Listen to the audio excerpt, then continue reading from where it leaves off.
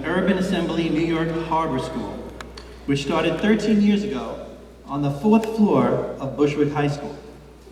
By 2012, the Harbor School had helped improve the local graduation rate by more than 400%, from 22% in Bushwick High School to 85% in the Harbor School.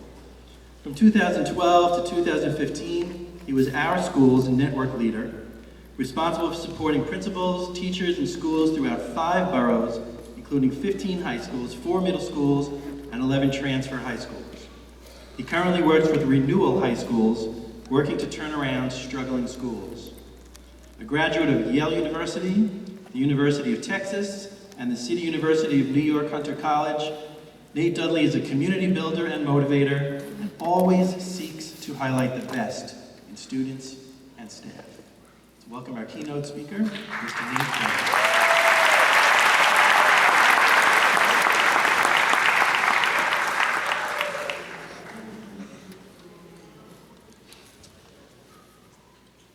Good afternoon, and thank you, Steve. I appreciate the kind introduction.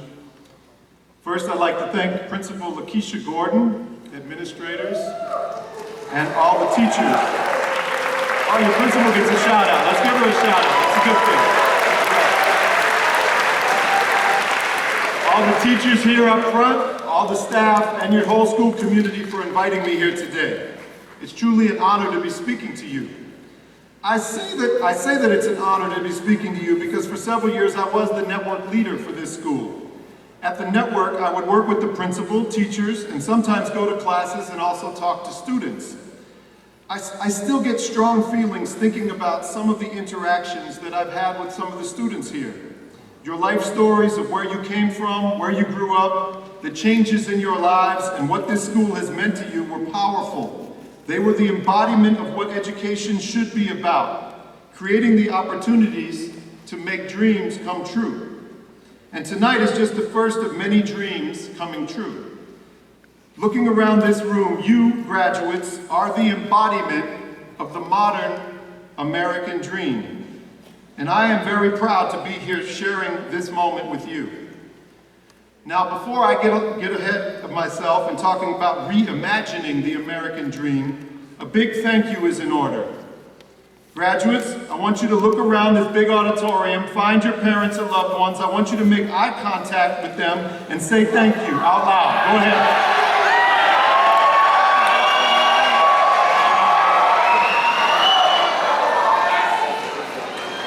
All right, if they're not here with us today, or if they're somewhere far away, you can say thank you to the universe and they will hear you. Now, I want to do a little twist on that. Let's see how many languages we can say thank you in. Go on. Urdu, Bengali, Spanish, Hindi. All right. We got a little mini United Nations going on right here. So, you made it. You're graduating high school, you're going on to work or to military service or hopefully to college. I think almost every adult in the room remembers that feeling of moving on from school.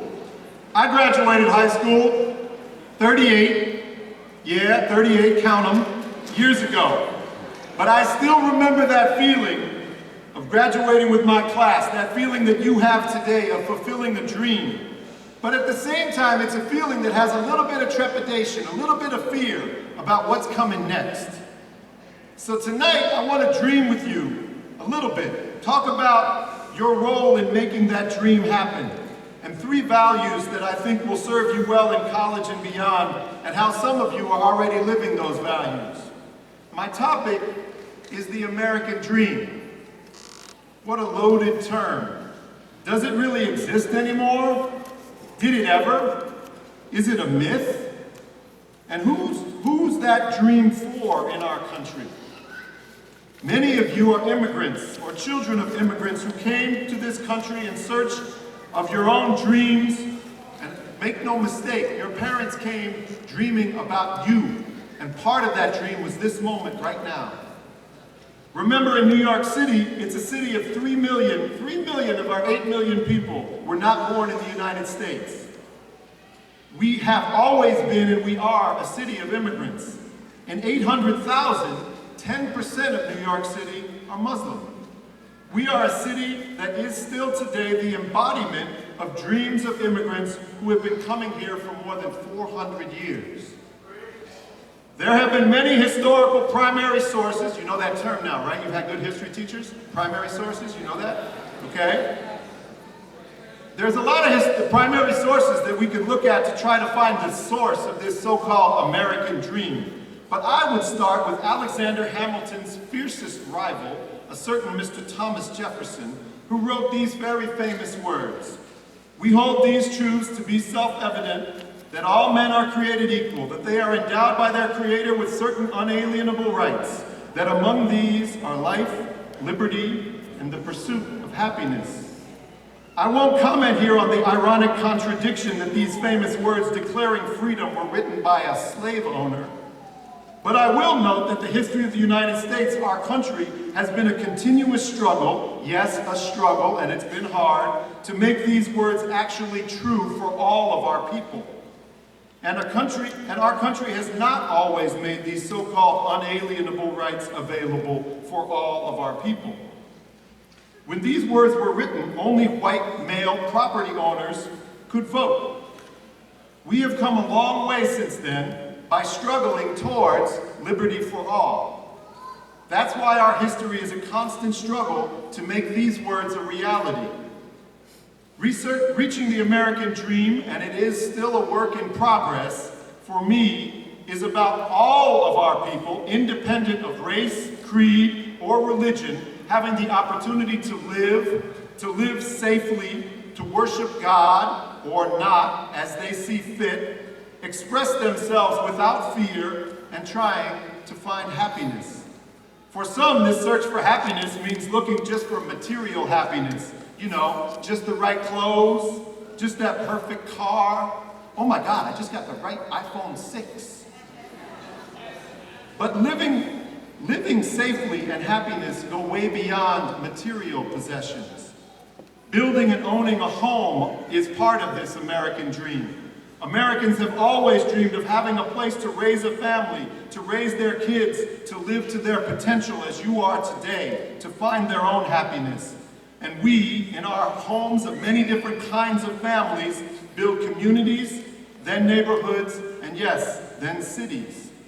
So where do you, CTEA, fit in all of this? Why is this relevant for you right now?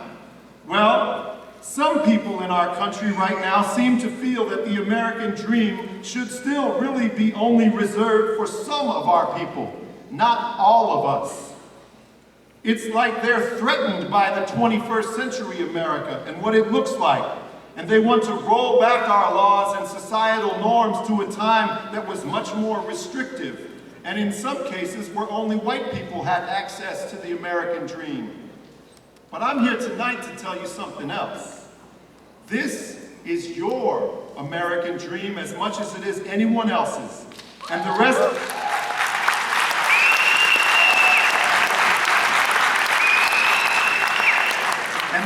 of this century is your century to claim this dream, to take up the promise of America and make it yours. Many of you will live to the year 2080. Yes, I said 2080. And even beyond. Imagine all of the things that you will accomplish in the next 60 plus years. And you, class of 16 at the High School for Construction Trades, Engineering, and Architecture, are uniquely prepared to make this dream happen. Who is better prepared than you are? No one. No one is better prepared than you are for the American dream right now. You and your school and your teachers have prepared to take this century and make it your own American dream. You are the very people who will engineer, design, build the infrastructure that will connect our society, the places we will work, the homes and apartments we will live in, the communities we will build. You, yes you, will make living the American dream possible for the rest of us. And it is up to us, all of us, to continue to struggle to ensure that all of us have an equitable access to this dream. The proof of what I'm saying is sitting right in front of me. In order to make this dream a reality, we will need to embody many, many values. But 3 values I think are extremely important for making the American dream happen in the 21st century. They will be community building, flexibility and all-around creativity, and persistence. An example in your class of a community builder is Joseph Nicholas, who volunteered 5 of his free periods every week to mentor younger students with academic, social, and emotional difficulties. Joseph is a positive student, outgoing and friendly, and he uplifts the spirit of the entire school. Let's give Joseph a hand. Where are you, Joseph?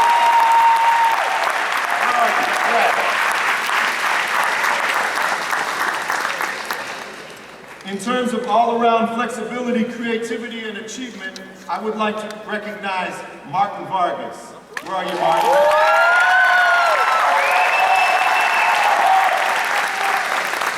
During his 4 years here, Martin has competed in cross-country, indoor, and outdoor track. He holds the school records in the 110-meter hurdles, the pentathlon, and the 4x800. Martin is also a skilled piano player and has performed for his peers as staff and community at CTEA's famous Awesome Fest. Although devoted to his athletics and his personal interests, Martin has maintained a 94.93 average.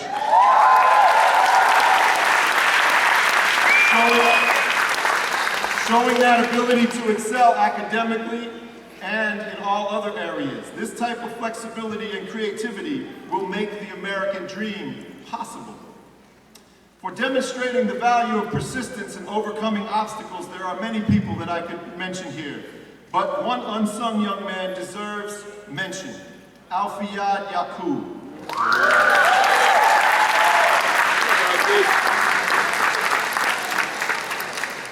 Alfiyad showed resilience even when confronted with overwhelming obstacles. When he faced a tragic loss this year, Alfiyad could have stopped coming to school and just given up and nobody would have blamed him. However, he demonstrated persistence by showing up to school every day, overcoming his loss and excelling, maintaining a 97.5 overall GPA.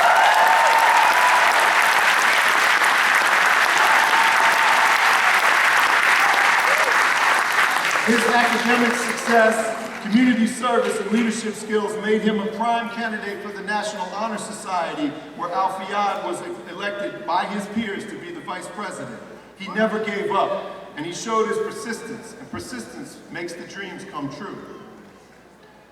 One thing I'll say on a side note, I don't know if anybody else is going to say this today. One of my favorite things about this school is your tremendous success as a class. This class, as of right now, I believe has a 97% graduation rate.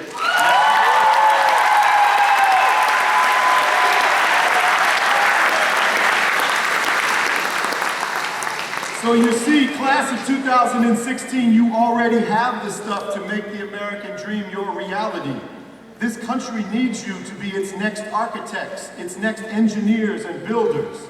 And we really need teachers and professors who look like their students. That could be you as well. But not only that, we need you to be the next community and political leaders. Is the first Muslim senator or Latino president of the United States sitting in this room right now? You never know.